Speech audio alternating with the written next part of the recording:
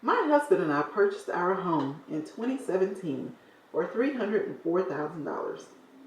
Today, our home is worth over $500,000. That means we made over $200,000 just by living in our house.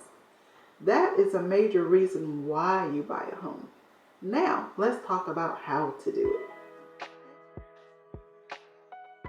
Hey guys, it's Dana here with Real Estate with Love, where we make real life, real estate, real simple.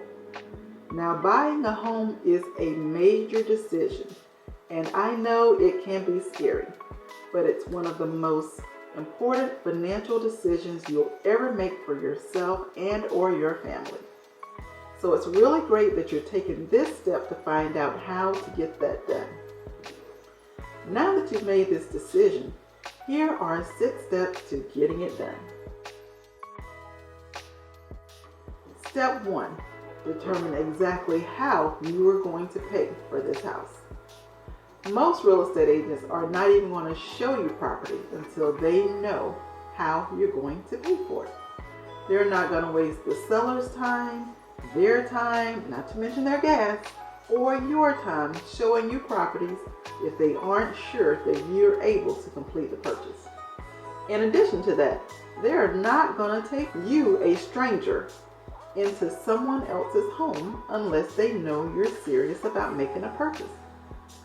Are you paying cash, or are you going to finance with a mortgage loan? If you're going to pay cash, you're going to need proof of funds from your financial institution. However, if you're getting a loan, they're going to need a pre-approval letter from your lender, which brings us nicely to the next step in the process. Step 2, getting pre-approved for a mortgage. Now, this step is very important for several reasons. First, it allows you to aggressively pursue the house that you really want because you've already talked to a lender and are confident that you can successfully complete the purchase. Second, you are well aware of your budget, you have a good idea of what your payment will be, and you're confident that you can comfortably make those monthly payments. Also, the last thing you want to do is be that person looking at a $500,000 house when your budget was more like $350,000. That would completely ruin the excitement of the home buying experience for you. Once you're pre-approved, the lender will ask that you freeze your credit picture. They're basically saying, don't buy anything. No car, no furniture, don't put anything on your credit cards, buy nothing. Doing any of these things will have a negative impact on your pre-approval. So just don't do them. Hey, if you like this topic and want more like it, give it a thumbs up, subscribe, and hit the notifications button so you'll know exactly when we posted new content. Now, on to the next step, step 3, finding a realtor and house hunting. Working with a real estate agent will make things a lot easier for you. They do this for a living and know how to work with buyers to make sure their interest is protected throughout the entire process. There are lots of realtors in your area. Lots of realtors. So ask someone who may have recently bought or sold a home for a recommendation. A real estate agent is going to help you in several different ways. They're going to show you properties that fit your criteria in the areas that you prefer. They're going to refer you to and or work with various vendors you may need to complete the purchase, such as lenders, attorneys, or home inspectors. They're going to provide you with the information you need to make good decisions throughout the process. They're going to assist you in negotiating your offer and any repair negotiations that may come later. They're going to prepare the documents you need in order to submit an offer and or make the necessary amendments to your contract. And this brings us to our next step, step 4, making an offer. So you found the house you want. Now what? Now it's time to submit your offer. And here are the main considerations. How much are you going to offer? To determine this number, your real estate agent is going to provide you with the most recent sales in that neighborhood or area. So you will have a general baseline number to work with. It's up to you to consider the condition of the home, how many days the house has been on the market, and just how badly you want this house.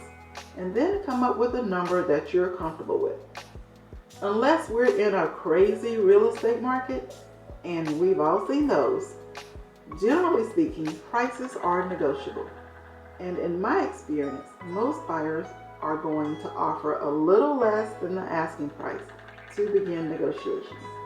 Next, how much good faith funds are you going to offer? These funds are often referred to as earnest money deposit and or due diligence funds. Without getting into the weeds, you're basically showing the seller that you are serious about purchasing their home. And you're buying time to allow your loan to be processed and also to do your due diligence home inspections. The other thing is, do you have any contingencies? Examples of contingencies would be, maybe you need to sell your current home. Maybe you need to obtain loan approval. Or maybe your house needs to appraise. Are you requesting any extras or concessions such as a home warranty or a closing cost assistance? Lastly, when will you be able to close? You're basically giving them the time frame it will take for your loan to be processed, your inspections to be completed, and any repair negotiations to take place. And this brings us nicely to our next step, step 5, loan processing and approval. Now, if you're paying cash, you can skip this step and move on to step 6. However, if you're getting a loan, you'll need to return or circle back to the same lender that issued you your pre-approval and send them whatever documents they request.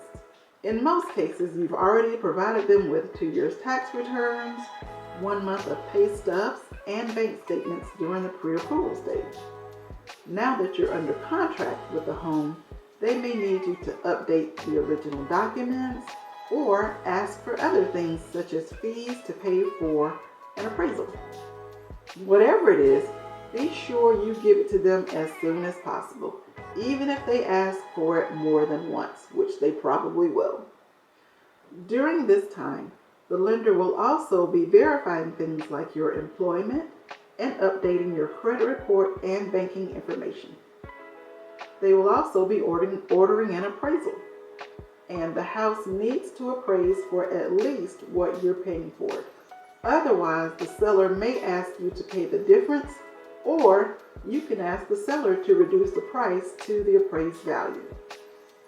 Once all the information is gathered, the loan will go to an underwriter for final approval and to obtain clear to close status. Which brings us to step 6, closing on your home. Phew, you're almost there.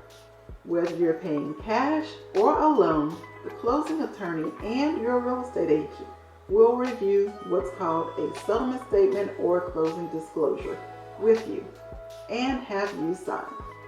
This document will detail any funds that have already been spent and any funds that are being dispersed and who they're being dispersed to. It will also give you the final number that you will need to bring to or have wired to the closing attorney ahead of time. Or you could be that rare person that is receiving funds back at closing. It will give you that number as well. Yes, this does happen. If you're getting a loan, you'll receive loan approval from your lender, and they will issue a clear to close. On closing day, the settlement agent or closing attorney is going to review all the loan documents with you and answer any questions you may have. Then you will be signing a lot of documents. You may feel like you're signing your life away, but don't get discouraged. You're almost there.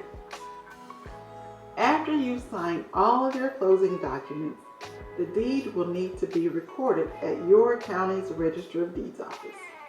This may take a couple of hours, but once that's done, guess what? The house is all yours. Well, you've done it. Congratulate yourself, give yourself a little pat on the back, move in, get to know your new home, and celebrate this momentous accomplishment. Hey, thanks for watching. To learn more about real life, real estate in a way that keeps it simple, subscribe to my channel and hit that notification button so you can know exactly when new content is uploaded. See you in the next video.